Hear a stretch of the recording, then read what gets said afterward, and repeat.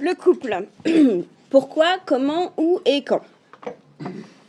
Autant de questions existentielles traitées de façon récurrente dans Biba et Jeune et Jolie, ce qui n'aide pas quand on est vieille et moche.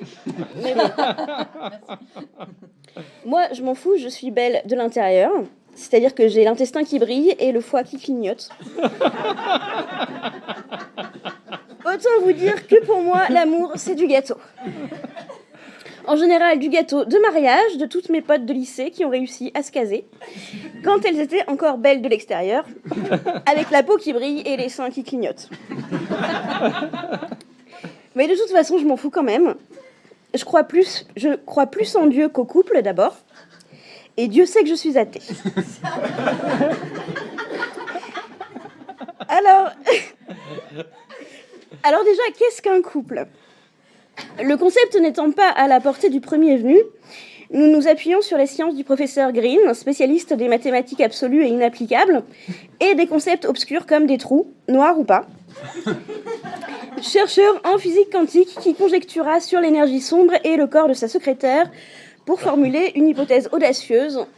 Le couple sera sûrement réalisable avec les progrès de la science, mais on n'est pas sûr. Mais me demanderez-vous quand même, parce que rien vous arrête, le couple, pourquoi ? Ça dépend. Pour raisons fiscales chez Fillon et Balkany, et on a des soupçons sur les Macron. Sinon, pour niquer. Oui. Pour niquer sans payer, pour vous, messieurs, et sans passer par la case ivre morte à la dernière chance pour moi.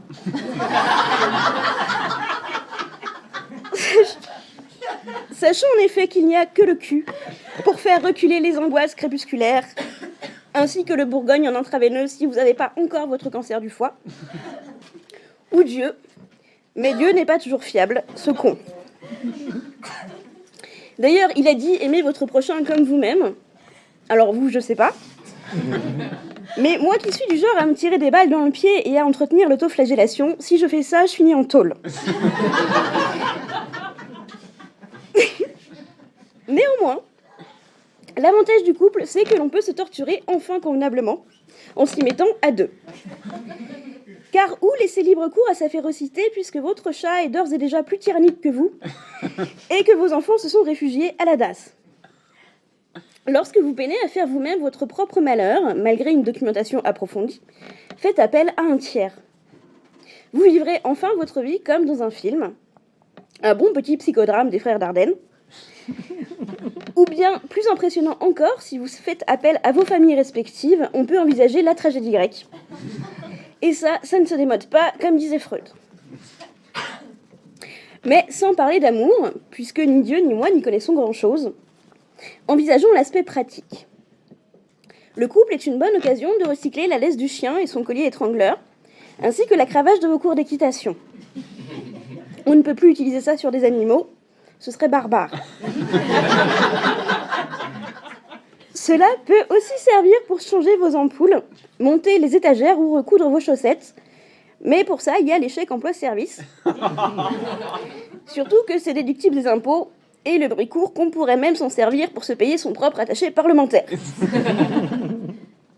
Mais parlons d'amour quand même, puisque Dieu nous emmerde. L'amour est un truc qui fout un peu les boules.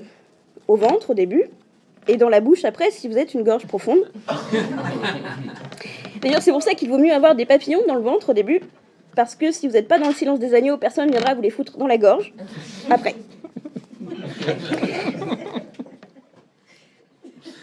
Mais dans le couple, il y a deux, même si ça saute pas aux yeux comme ça.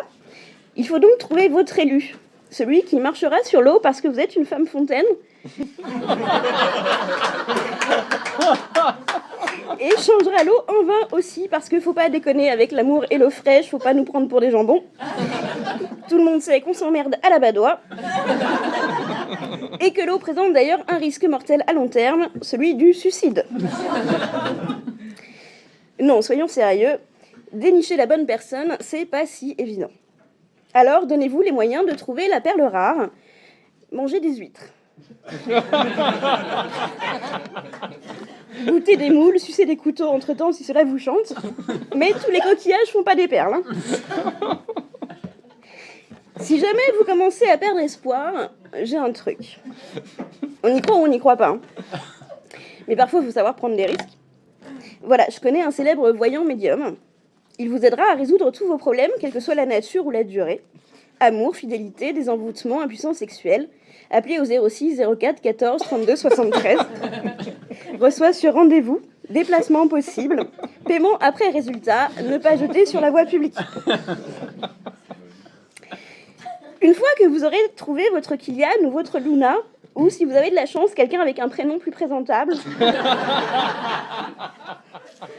vous pourrez enfin regarder ensemble dans la même direction, c'est-à-dire la rupture. Mais entre-temps, il faut, comme disait ce gros cochon d'Hugo, s'aimer, et puis il faut se le dire, et puis il faut se l'écrire, et puis il faut se baiser sur la bouche, sur les yeux et ailleurs, sachant qu'ailleurs c'est plus intéressant. Et sourire au creux des solitudes nihilistes, quand Sieur en lui-même écrit « Nous aimons toujours, quand même », et ce quand même couvre un infini.